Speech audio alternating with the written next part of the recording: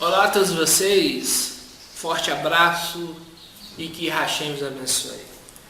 Eu quero deixar este vídeo para vocês aí no YouTube, no Facebook.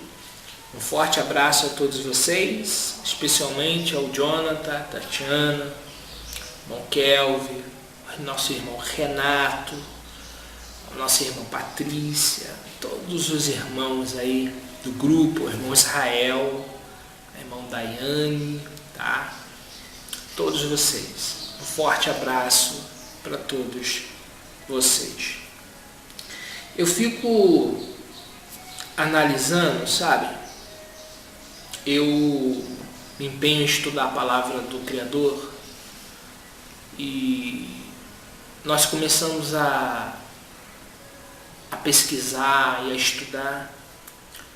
E eu comecei a ver que eu havia estudado a Bíblia de forma errada. Por quê? Quando nós estudamos a Bíblia, hoje, nós temos que pensar da seguinte forma: para quem foi escrito o texto? É a primeira regra de você se interpretar o texto. Para quem foi escrito, quando foi escrito. São as duas regras. Para quem e quando. Quando você descobre isso, aí você vai entender o texto. Para quem e quando. Tá? Por que para quem e quando? Quando falamos para quem, nós vamos saber quem é o indivíduo. Tá? Quando sabemos quem é o indivíduo, vamos conhecer a sua cultura, tá? a sua tradição, e aí nós vamos entender. Quando falamos quando, nós vamos saber nos posicionar na cronologia. E aí nós vamos conseguir entender o texto. Fora disso, você não vai entender. Então vamos lá. Vamos para a palavra. Yeshua, conhecido como Jesus para alguns. Já tem vídeo aí dizendo que explicando que o nome Jesus nem transliterado foi, é um nome inventado. E, além de tudo, tem o SUS, que no hebraico é cavalo. Mas, se você quiser aprender mais, você vai aprender. Vamos lá. Yeshua, né? Ele pregou para quem? Primeiro ponto. Aí nós vamos entender. Yeshua pregou para judeu. E aí, quando nós vemos que Yeshua pregou para judeu, temos que entender a cultura, temos que entender a tradição. Vamos lá. Quem eram os fariseus? Se você não conhece cultura, se você não conhece a nação, você não vai saber. Fariseu. Eles eram os religiosos da época. Era um partido. Tá? O partido farisaico. Era uma forma de interpretar a religião judaica. Quem eram os saduceus? Uma outra forma de interpretar a religião judaica. Qual a diferença? Os fariseus acreditavam em ressurreição, acreditavam em vida após a morte, tudo isso. Os saduceus não. Os saduceus não acreditavam em anjo, os fariseus acreditavam. Os fariseus acreditavam em ressurreição, os saduceus não acreditavam. Então, isso eram os partidos da época. Tá? Existiam os zelotes e os essênios também. Tá? Então, Yeshua pregou para judeu. Quando nós pesquisamos para judeu, quem eram os judeus? Nós vamos entender sua cultura, sua forma de viver. Tá? Agora, queridos, quando nós identificamos que Yeshua pregou para judeu, nós, quando, no ano 33, nós conseguimos montar um quebra-cabeça. Como vivia a Judéia nessa época?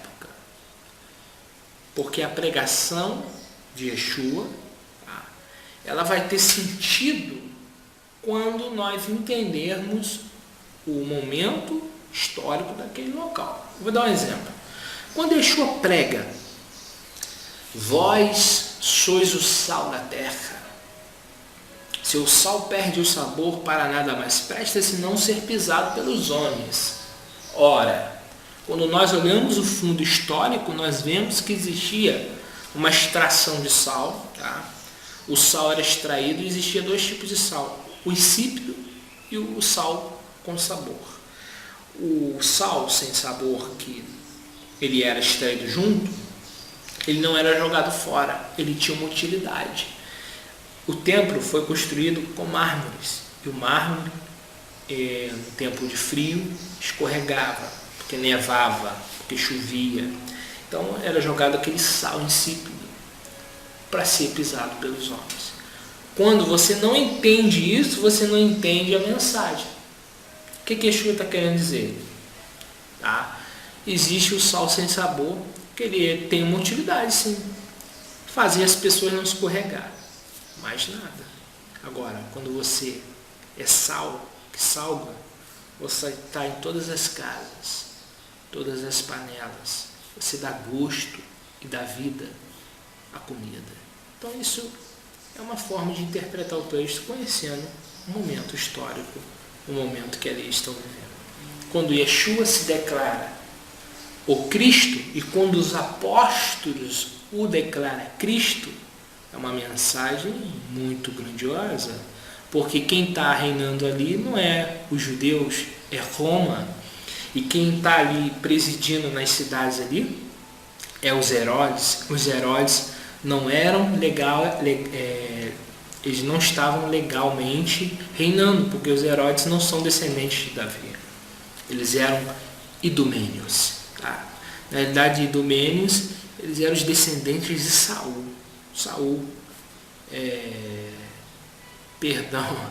Esaú, não Saul. Saul era de Benjamim. E Esaú era de Edom. Idumênio, Edom. Então, queridos, pois bem, quando nós falamos que Cristo ele é o ungido, nós estamos falando, tá, de uma mensagem muito importante. A mensagem que Cristo está declarando é que o Messias está ali. Que Yeshua está pregando em vilas, em cidades, dali para cá, de lá para cá. Só que o lugar dele é no palácio. Mas quem está dominando os palácios é os romanos. Então a mensagem de Yeshua, tá, ele, naquele momento histórico ali, é muito importante. Então por isso nós precisamos entender para quem? Por um povo oprimido pelo Império Romano. Para quem que é a mensagem? Como que vivia esses judeus? Tá? Para quem? Vamos entender. Judeus. Os judeus acreditavam em quê?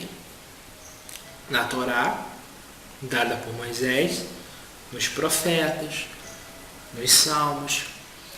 Quando nós falamos para quem a mensagem foi pregada, e entendemos que é para judeus, judeus acreditam na lei, vivem segundo a lei.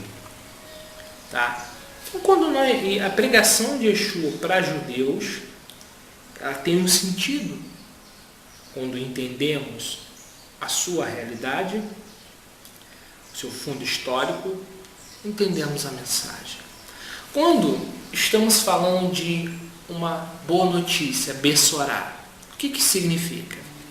Quando conhecemos o fundo histórico. As guerras, existia muita guerra nos tempos antigos. Quando se vencia uma guerra, vinha um moço para declarar vitória ao acampamento vitorioso. E dizia, vencemos. Isso era Bessorá, uma boa notícia. Quando Davi permanecia no seu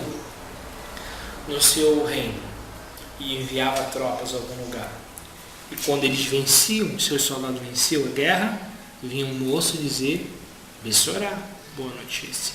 Então, quando entendemos que Yeshua disse, ide pregai bessorá, evangelho, está querendo dizer o quê? Naquele momento, uma boa notícia, era uma vitória. Tá? Quando o povo de Israel, os judeus messiânicos, os apóstolos, eles vão pregar uma boa notícia, é notícia de vitória. Agora, Yeshua manda pregar, o reino de Deus está próximo. Quando diz que o reino de Deus está próximo, está falando o quê? Que o reino da terra está com os dias contados. Quando você entende isso, você entende a mensagem. Então é muito importante nós entendermos para quem foi escrito. Quando você lê Atos dos Apóstolos, você começa a ver, tá? Cada versículo tem um sentido daquela cultura e daquela época. Tá? Então, queridos, eu queria deixar essa mensagem. As pessoas às vezes leem a Bíblia e não conseguem entender porque lhe falta o conhecimento. O conhecimento para entender, tá, o que Deus realmente quer falar. Eu, quando era mais novo, cometi alguns erros de interpretação, assim como qualquer um pode interpretar um texto errado. Mas o que eu quero trazer para você é que nós precisamos entender essa forma de se interpretar a Bíblia. Precisamos saber para quem e quando. São duas formas de você interpretar o texto. Para quem e quando. Tá? Existem outras formas de se entender o texto. Essas são as principais. Porque são, eu não tirei de nenhum caderno de teologia. É isso que eu enxergo. Para quem e quando. Quando eu digo para quem, eu vou entender sua cultura, eu vou entender sua forma de viver. Quando eu digo quando, eu vou conseguir enxergar na história o seu ponto exato. Quando falamos de Flávio Joséfo e sabemos que ele viveu nesta época, e nós pegamos o livro dele, de Flávio Joséfo, e começamos a ver como vivia os Herodes, como que Herodes o Grande possuiu o reino, tá? Que Herodes o Grande era um homem mau, cruel, tá? Que ele matou seus 2 filhos com medo, ele tinha um medo de perder o poder terrível. Quando nós vemos isso e pegamos a história do nascimento de Yeshua, quando os magos foram até Herodes, dizia: Herodes, o rei dos judeus nasceu. E Herodes tenta procurar a criança e diz que é para adorar, nós sabemos que é mentira. Por quê? Herodes é um homem mau, covarde, e ele tem medo de perder o poder. Tá? Quando nós vemos isso, nós entendemos o texto com a história, com o tempo, tá? E para quem. Então, queridos, quando nós vemos que Herodes é idomênio, e nós vamos pesquisar Edom, nós lembramos de Esaú. E quem foi Esaú? Alguém que rejeitou o sacerdócio. Por quê? Ele vendeu o direito de primogenitura, tá? De ser primogênito.